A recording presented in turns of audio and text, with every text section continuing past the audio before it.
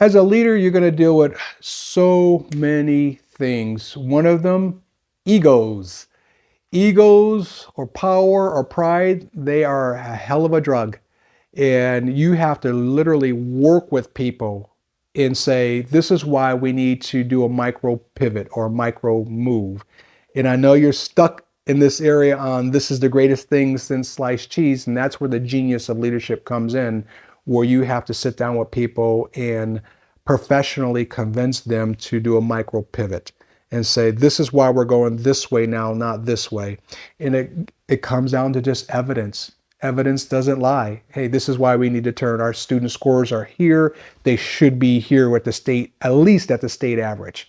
Or we don't have enough programming to set our kids up for college and career readiness. So that's why we have to do this. So it's always having evidence to back yourself up.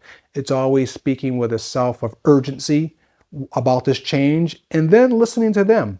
How can I help you make that micro pivot with me so it's an us thing?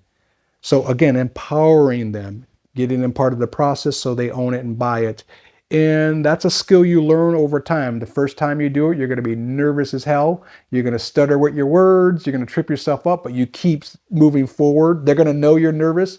But then as you do it over and over, you become wiser with your words, sharp, more confident, and you're able to move teams faster to that micro pivot. So it's always going to be something in leadership where you have to deal with egos, power, pride, and you just have to talk it out, bring that evidence to back you up.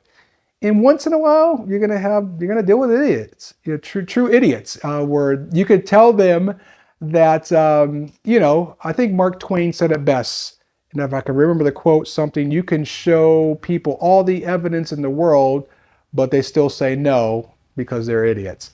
So you're going to deal with that. And if you can't convince them, if you have that authority or that power over them, then you just make the decision for them and you just keep moving forward. Now there might come a time where you're dealing with a governing board and they have power over you as a superintendent, and you just smile and you just go with what they want, because sometimes you're not going to win every battle, and that's okay.